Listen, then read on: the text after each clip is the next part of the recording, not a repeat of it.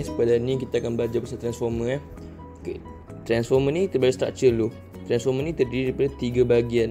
Yang pertama adalah soft iron core ataupun dalam BM teras besi lembut. Lepas dia akan ada 2 gegelung. Satu gegelung primer, lagi satu gegelung sekunder. Okey, lepas tu gegelung primer ni adalah untuk input dia, maknanya arus yang masuk. Lepas tu gegelung sekunder adalah untuk output, iaitu arus yang keluar. Okey, lepas tu function transformer ni adalah untuk menaikkan atau menurunkan voltan bagi arus ulang alik. Kenapa dia kena arus ulang alik? Kenapa bukan direct current atau arus terus? Okey, itu kita akan tengok sekejap lagi. Okey, untuk fahamkan kenapa yang kita pakai arus ulang alik dan bukan arus terus, kita kena faham prinsip kerja transformer. Okey, yang pertama, AC atau arus ulang alik mengalir dalam gegelung primer. Yang kedua, medan magnet yang sentiasa berubah magnitude dan arah terhasil. Okey, ini sebenarnya kepentingan kita pakai arus ulang alik. Sebab arus ulang alik kita tahu dia akan berubah arah. So, kalau kita bayangkan, kalau first dia pergi ke gegelung primer gini, so air sekali dia akan patah balik ke sumber. Supaya cycle ni akan sentiasa berlaku. Dia akan daripada sumber dengan pergi ke dia punya transformer, lepas tu dia akan patah balik ke sumber. So benda ni akan menghasilkan medan magnet sentiasa berubah magnitude dan arah. Berbanding kalau arus terus, dia akan pergi satu arah je, dia tak akan patah balik. Kalau arus alik dia akan patah balik. So kalau arus terus, dia tak akan menghasilkan medan magnet sentiasa berubah magnitude dan arah. Dia akan magnitude yang sama ataupun semakin meningkat, lepas tu arah yang sama. So okey, so itulah kepentingan kita pakai arus ulang alik. Okey. So nanti dia punya medan magnet dia, bila arus masuk dalam transformer, medan dia tinggi, magnitude dia tinggi. So nanti medan magnet dia bukan gini, semakin meningkat magnitude dia. Lepas tu bila arus dia kembali kepada sumber, kan dia patah balik, arah dia reverse kan. So magnitude dia makin berkurang. Sini kita perasan magnitude dia berubah, mula dia tinggi, lepas tu dia berkurang. Lepas tu arah dia pun berubah. Sebab first dia ke kanan, lepas tu dia ke kiri. So ni maksudnya medan magnet sentiasa berubah magnitude dan arah. Lepas tu poin ketiga, bila gegelung sekunder ni, sebab transformer ada 2 gegelung, satu gegelung primer, lagi satu gegelung sekunder. So bila ada gegelung sekunder kat sini, gegelung sekunder ni dikatakan memotong medan magnet gegelung primer. Okey, kat sini yang berlakunya pemotongan flux atau arus elektromagnet untuk menghasilkan arus yang membenarkan transformer ni berfungsi. Okey, so bila gegelung sekunder memotong medan magnet gegelung primer, iaitu ini, DGE pun kata arus. Bila DGE terarus, arus pun mengalir dalam gegelung sekunder. Benda ni membolehkan arus mengalir daripada gegelung primer pada gegelung sekunder. So gambar yang lengkap bagi transformer ni nanti lebih kurang gini lah.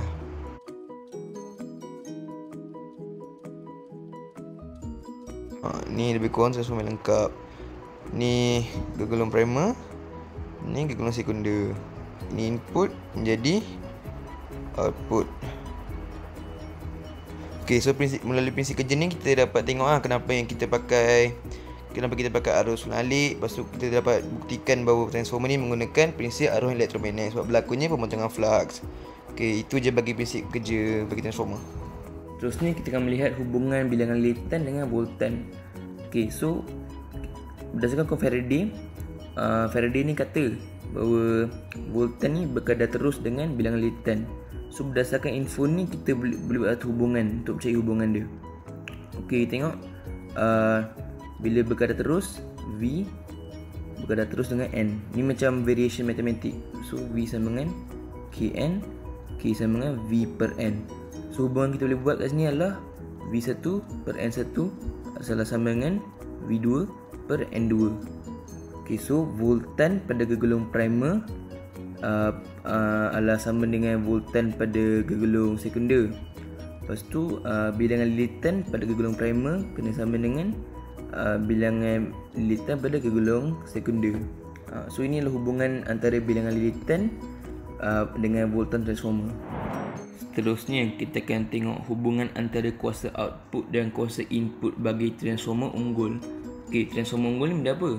Transformer unggul ni adalah bila tiada tenaga yang hilang bila kuasa dipindahkan daripada gegelung primer kepada gegelung sekunder. So tiada kuasa yang hilang lah. Tiada kuasa hilang. Tiada tenaga hilang bila kuasa dipindahkan. Okey. So bila kuasa, formula adalah P sama dengan IV.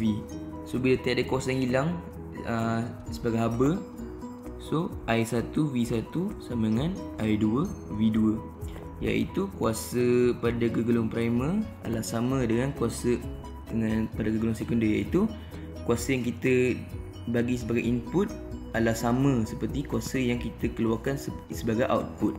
Seterusnya kita tengok pasal kecekapan. So kecekapan adalah kuasa pada output, iaitu kuasa output main pada gegelung sekunder. So gegelung sekunder per kuasa input. Kuasa input pada gegelung primer darab 100%. Okey, so kalau dia transformer unggul, dia punya kecekapan 100% lah. Tapi bila pada real life lah, kita akan dapat kecekapan dia mustahil dapat 100. Sebab apa? Sebab tenaga akan hilang pada kita punya persekitaran sebagai haba. So itu adalah bagi kecekapan transformer, formula dia. So ingat, kuasa output per kuasa input darab 100%.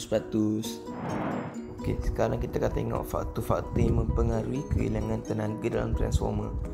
Okey, faktor yang pertama adalah eddy current atau dalam BM, arus pusat. Okey, arus pusat ni adalah contoh bila kat sini transformer, lepas tu kita masukkan arus pada input.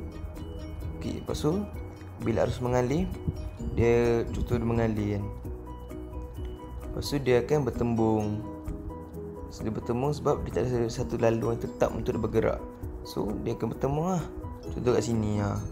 So bila berlaku tempat-tempat intersection macam gini, ini dipanggil sebagai arus pusat. Arus pusat ni sebab dia bertembung, dia lambat bergerak. Sebab bila lambat bergerak, dia susah bergerak. Sebab tu dia berlaku kehilangan tenaga. Dia akan mengeluarkan haba. Okay, seterusnya kita akan bincang pasal hysteresis loss. Hysteresis loss ni bila contoh kita ada satu transformer ni transformer.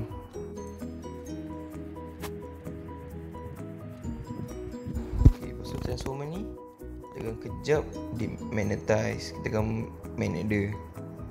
Lepas tu lepas kita dah guna, kita matikan dia, dia akan demagnetize. Lepas tu kita nak pakai balik, kita magnetize dia. Okay, so bila benda ni asyik berlaku, selalu berlaku, dia akan menyebabkan kehilangan tenaga. Sebab benda ni kadang-kadang benda ni berlaku sebab kita pakai teras besi keras, bukan lembut lah. So ini adalah dipanggil sebagai hysteresis loss. Bila berlaku kehilangan kuasa sebab teras kita selalu dimagnetkan atau dinyah magnetkan. Okey, seterusnya kita akan tengok leakage of electric field lines. Okey, tadi kita dah belajar awal yang gegelung primer ni akan menghasilkan magnetic field line yang sentiasa berubah arah dan magnitude. Lepas tu gegelung sekunder pula akan memotong garis medan magnet ni. Okey, tapi boleh tengok bila potong, kita perasan bahawa ada satu kawasan ni yang dia tak potong. Yang ni yang tak potong. So benda ni dinamakan sebagai leakage of electric field line. Okey, so bila benda ni berlaku, kita perasan bahawa tak semua kuasa tadi yang kita bekalkan akan ditukarkan menjadi output. So benda ni menyebabkan kehilangan tenaga.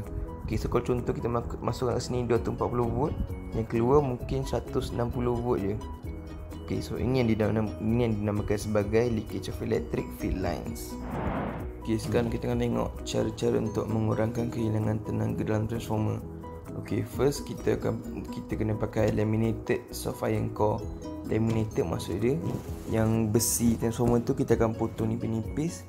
Lepas tu kita akan tampal balik pakai resin. Lepas tu benda ni adalah untuk mengelakkan arus pusat. So nanti arus ni dia akan mengalir, dia akan bertembung antara satu sama lain. Benda ni mengelakkan arus pusat. Lepas yang kedua, kita pakai soft iron core. Bila pakai soft iron core, dia mudah magnetize dengan mudah demagnetize. So benda ni boleh mengelakkan hysteresis loss, iaitu kehilangan tenaga akibat kita magnetkan dan nyah magnetkan teras besi. Lepas tu yang ketiga, kita belikkan primary dengan secondary coil atas masing-masing. Kita primary coil, lepas tu secondary coil, lepas tu primary coil, so secondary coil, so primary coil, gitu lah. So, okay. So benda ni function dia adalah untuk mengurangkan kebocoran fill line. So yang keempat, kita pakai copper atau aluminium wires. Sebab wire copper dengan aluminium wire ni dia punya rintangan rendah. So bila rintangan rendah, kita dapat mengurangkan kehilangan tenaga sebagai haba kepada persekitaran. Okey, untuk terakhir kita ada eksperimen. Eksperimen adalah untuk menyiasat hubungan antara bilangan lilitan gegulung sekunder dengan voltan output. So MV adalah bilangan lilitan gegulung sekunder, RV dia adalah voltan output, CV dia adalah bilangan lilitan pada gegulung primer. Okey, itu je daripada kami untuk membentangkan pasal transformer. Aku minta maaf kalau ada apa-apa yang tak lengkap ke, dan aku harap korang lebih faham pasal tajuk ini. Okey, sekian, terima kasih.